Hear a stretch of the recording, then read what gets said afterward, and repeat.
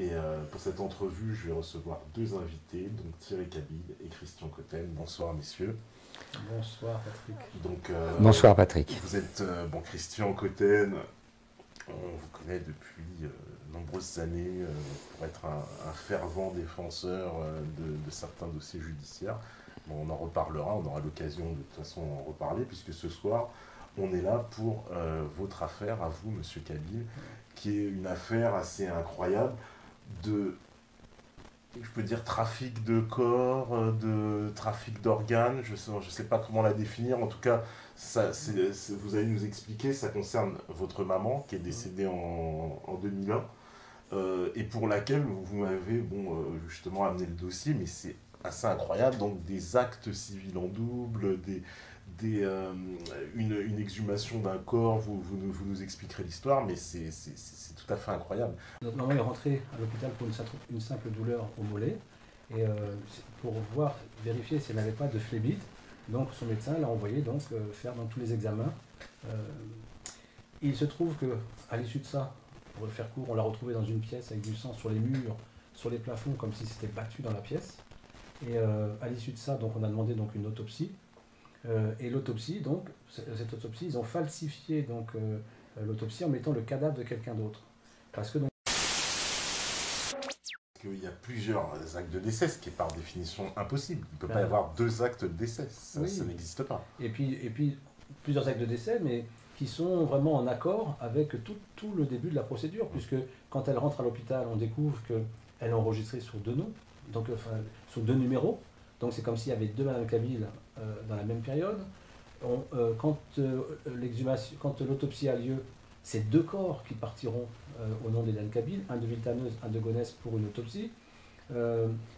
Quand il y a l'exhumation qui s'est faite, c'est encore... Pardonne-moi, peut-être faut-il préciser que les transports des deux corps dont tu parles ont eu lieu un 19 février, sachant qu'elle est officiellement morte le 14 et plus vraisemblablement le 13, et plus vraisemblablement le 9 selon l'écriture, la lettre d'un médecin, et que l'autopsie a eu lieu le 16 avec des transports de corps le 19. Le 19, tout à fait. Il y a quelque chose qui n'est pas très clair là. Voilà. Ça veut dire quoi? Ce qui veut dire qu'un avocat très expérimenté, c'est un homme de notre génération, enfin la mienne en tout cas, je crois même un petit peu plus âgé, qui a un petit peu de bouteille, c'est ce que j'appelle un vieux singe, il connaît son métier, déclare, alors qu'il est désigné par son client habituel, l'agent judiciaire de l'État, c'est un avocat qui travaille avec la JE de manière récurrente depuis des années, il déclare non, je ne prends pas le dossier, il n'est pas défendable. Qu'est-ce que ça veut dire? Ça veut dire que l'agent judiciaire de l'État, comme l'avocat, savent que c'est une poubelle. Enfin, c'est pas Thierry la poubelle, c'est le dossier qui est une poubelle. C'est ce que j'appelle une poubelle d'État. C'est une poubelle qui pue. C'est une poubelle dans laquelle il y a beaucoup de sang, dans laquelle il y a certainement de l'argent quelque part, et dans laquelle nous sommes dans une parfaite démonstration de l'application de la loi de l'Omerta dans le cadre d'une utilisation des institutions de la République, et en particulier de l'institution judiciaire, par des bandes organisées criminelles, qui utilisent différents moyens de pression, ça s'appelle des trafics d'influence, qui utilisent différents moyens de pression pour contraindre des magistrats, soit par la peur, soit par d'autres façons de faire pression, soit par peut-être, je ne sais pas, de l'argent, au travers de différents réseaux, pour contraindre des magistrats à protéger ces bandes criminelles. Moi, c'est ça qui m'intéresse. Oui, parce que les magistrats, mais la mairie, toutes les institutions judiciaires, à l'hôpital, la police, des élus politiques, parce qu'il y a aussi des élus politiques dans cette histoire. Des faits. Et puis surtout, tu as prononcé un mot qui est très intéressant tout à l'heure, il y a quelques instants, qui est le mot « aveu ».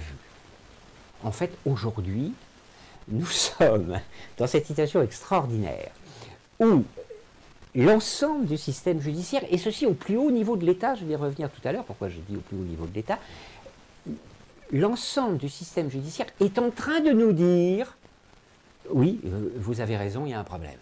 Il y a un gros problème, mais on ne sait pas le résoudre, donc on se tait. » Je reviens un peu à ce que je disais tout à l'heure. Bien sûr qu'il y a des gens honnêtes dans le système. Nous avons fait entre novembre 2016, l'année dernière, et juin 2017, cette année, nous avons fait un total, je crois, de 18 manifestations, petits rassemblements, place Vendôme, devant le ministère de la Justice, en demandant de manière récurrente un rendez-vous, que nous n'avons jamais eu, évidemment. Totalement. Mais par contre, un certain nombre d'agents, fonctionnaires de l'État, du ministère, bien élevés, propres sur eux, parlant un français relativement distingué, des cadres, plutôt des cadres, sont venus nous voir. Certains nous ont dit « Ah non, non, je ne prends pas ce papier parce que vous comprenez, je risque ma place. » D'autres ont pris le risque de venir parler avec nous pour nous dire que oui, ils étaient bien au courant, ils comprenaient bien notre démarche. D'ailleurs, la ministre elle-même, Madame Belloubet, nous a écrit récemment qu'elle comprenait et respectait tout à fait le sens de notre démarche. Alors que nous écrivons des choses extrêmement violentes concernant un certain nombre de magistrats et de procureurs. Il suffit d'aller voir sur notre site politiquedevie.com où il y a l'essentiel des pièces du dossier. Nous avons écrit des choses extrêmement violentes, mais cela n'empêche pas la ministre de comprendre et de respecter le sens de notre démarche concernant le dossier d'Eliane Kabyl. Le sujet de la conférence, bien sûr, sera centré sur Thierry Kabyl et l'affaire d'Eliane Kabyl. En même temps, je crois que je serai conduit à parler de la problématique globale des pathologies lourdes de l'institution judiciaire française. Oui, parce que en fait, c'est ça un peu, cette affaire révèle le tout. Nous, ici, on a reçu pas mal de gens qui ont eu aussi voilà, des problèmes de dysfonctionnement avec la justice, qui sont un peu du même ordre, avec des faux qui ont été produits, des choses invraisemblables qui se passent, qui doivent normalement ne pas se passer, voilà, et qui pourtant se réalisent, qui sont tout à fait incroyables. Donc ça participe vraiment de ce tout, d'un dysfonctionnement général de notre institution judiciaire. Oui, je veux...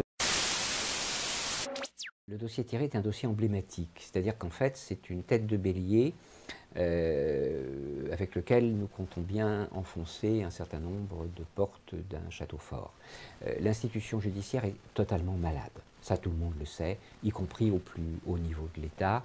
On sait que l'institution judiciaire est profondément malade, personne ne sait comment modifier cela, et effectivement cela ne peut être modifié que de l'extérieur. Et derrière le dossier Thierry Kabyl, il y a des dizaines, des centaines, des milliers de dossiers poubelles, avec plus ou moins de sang, plus ou moins d'argent, plus ou moins d'ordures qui remontent à la surface. Il y a des dizaines de milliers de dossiers. Placement abusif d'enfants, gestion mafieuse des tutelles et donc des héritages derrière, détournement ou spoliation de biens de chefs d'entreprise dans les tribunaux de commerce, gestion radicalement calamiteuse des enfants soumis à des violences sexuelles diverses et variées, où l'on va gérer les dossiers à l'envers et enfermer en prison les victimes au profit des agresseurs. Ce genre de dossier m'a moi-même coûté un jour, en 2007, 3 semaines de prison, dans un dossier que nous avons heureusement renversé d'ailleurs, où à la fin l'enfant a bien été rendu à sa mère là où il devait aller. Des dossiers qui sont plus du dysfonctionnement, ce sont des dossiers pathologiques. Enfin, on est dans la maladie mentale collective. C'est bien plus grave qu'un dysfonctionnement. C'est pas une secrétaire qui fait une erreur d'écriture, c'est pas un juge qui regarde mal un dossier de manière un peu rapide. Il y a des juges intelligents, honnêtes, sincères, intègres. J'en connais, j'en ai connu et j'en connais encore. Ceux-là se font en général massacrer par le système. Il y a des suicides. Il y a des juges qui s'enfuient en courant, qui démissionnent, parce qu'ils comprennent à un moment, et qu'ils comprennent qu'ils sont coincés. C'est ces gens-là que j'ai envie d'aider aujourd'hui. Il y en a dans l'institution judiciaire, il y en a pas mal. Mais ils se taisent. Ou lorsqu'ils parlent, c'est discrètement. Parce que c'est trop compliqué, parce que c'est trop dangereux, parce qu'il faut bien toucher son salaire à la fin du mois, parce que il y a les enfants à nourrir, il y a le loyer à payer, etc., etc. Nous arrivons à la conclusion que nous ne nous sortirons de cette maladie mentale collective qu'en provoquant une rupture qui ne peut être que brutale. Et le dossier de Thierry Cabide, il est là pour ça. C'est un peu terrifiant, mais il est là pour ça. Pourquoi ce dossier? Parce que nous avons tous les morceaux du puzzle pour montrer la pathologie du système. Système clos, autoréférencé, sans aucun contrôle externe, et utilisé de manière récurrente depuis des décennies par des systèmes, des bandes diverses. Je ne suis pas dans une théorie qui consisterait à dire qu'il y a un grand Manitou qui manipule tout, absolument pas. Ce sont des bandes diverses, mobiles, fluctuantes, qui bougent d'un jour à l'autre. Du côté de Béziers, on a un ami, Hubert van den Toren, qui se bat depuis des années, qui a, semble-t-il, assez bien progressé dans ses dossiers, qui a réussi à faire remonter quelques éléments de son dossier sur le Conseil supérieur de la magistrature, mais qui a été victime d'un incendie criminel, d'une tentative de meurtre, et il a tous les éléments pour montrer une pourriture collective majeure, avec des magistrats très bien ciblés, parfaitement identifiés, mais en même temps, il est confronté à peu près au même problème que nous, c'est-à-dire au silence du système. Il faut être très clair, nous ne sommes pas décidés à nous taire. Alors il va falloir nous assassiner, ou alors faire autre chose. Nous assassiner, ça ne va pas être facile, parce que comme m'a dit un jour un ami policier, il y a 15 ans, Pasqua t'aurait fait assassiner avec tout ce que tu fais, aujourd'hui il n'en a plus les moyens. Bon, Pasqua est mort, donc n'en parlons plus. Il y en a d'autres qui pourraient éventuellement imaginer qu'ils pourraient avoir les moyens de nous faire assassiner, Thierry, moi et quelques autres amis, Jonathan Delay au passage. Ça va être très difficile parce que c'est plus l'époque, parce que les temps changent et parce que le niveau de conscience de la population est en pleine évolution. Donc il va forcément falloir que certains individus au plus haut niveau de l'État, les agents de maîtrise et leurs adjoints dont je parlais tout à l'heure, finissent par écouter ce que nous avons à leur dire. Là, je suis pas... Qu'il y aura des juges et vraiment des personnes corrompues dans le système judiciaire. Et c'est la raison pour laquelle, c'est vrai qu'à un moment donné, il faut savoir tous se rassembler tous ensemble. C'est pour ça qu'on dit que ce dossier est un dossier bélier, parce qu'il faut se rassembler tous ensemble sur un dossier qui a déjà tous les éléments pour démontrer ce niveau de fraude, d'imposture. C'est-à-dire que c'est des personnes qui ont effectivement, ils ont la tenue des juges, ils ont les articles de loi des juges, mais dans leur application, ils sont uniquement là pour protéger les réseaux. Et ça s'arrête là. Ces gens-là ont simplement oublié une chose, c'est que sous leur robe, comme tout être humain, le roi est nu. Vous envisagez pas un jour de tous vous réunir, tous les gens victimes justement de ces problèmes judiciaires, parce que vous êtes tellement nombreux que peut-être en unissant vos forces, vous parlerez plus fort, j'ose dire, et montrer... Alors, d'une certaine manière, c'est ce que nous faisons déjà. En mars dernier, nous avons publié un texte mettant en accusation 4 hauts procureurs de la République. Le texte est disponible sur Internet, il a été distribué à plus de 10 000 exemplaires papier sur la place Vendôme et en d'autres lieux de Paris. Nous mettons en accusation 4 hauts procureurs et derrière une liste de 12 personnes victimes de dysfonctionnements judiciaires majeurs, dont Jonathan Delay, dont Hubert van den Toren, d'autres noms encore, de gens bien précis qui disposent de dossiers solides, que nous avons pu, j'allais dire, valider. Et nous savons qu'effectivement, il y a des dizaines de milliers de dossiers en souffrance, notamment de femmes qui se battent pour leurs enfants. Notamment, beaucoup de dossiers de ce type-là. Placement abusif, dossiers de violences sexuelles, pédophilie, etc., qui sont des dossiers écœurants, immondes, odieux, insupportables. Réunir tout ce monde-là, nous le faisons autant que nous le pouvons, nous communiquons beaucoup. Ce n'est pas facile, parce que chacun est pris dans sa souffrance, pris dans ses difficultés, pris dans sa propre guerre avec les institutions. Ce n'est pas facile, Mais ça fonctionne. C'est-à-dire que les choses évoluent petit à petit, tous les jours, par Internet, par Facebook, par téléphone, par courrier. Les choses évoluent, les liens se font. Les liens se font, et il est évident qu'à un moment, les plus hauts responsables de l'État, en charge de la conduite des affaires de ce pays, vont forcément devoir écouter très attentivement ce que nous avons à leur dire. Tout simplement parce que s'ils n'écoutent pas, ça va être terrifiant pour eux. Enfin, je veux dire, ça va être terrifiant, oui. Ça va être terrifiant. En 1789, ça s'est très très mal terminé. Et jouer la surdité, c'est jamais très très bon, quoi. C'est jamais très très bon. Alors, on n'en est plus à faire de la guillotine physique, mais on en est quand même à la guillotine symbolique. C'est-à-dire que nous allons continuer à, symboliquement, couper des têtes.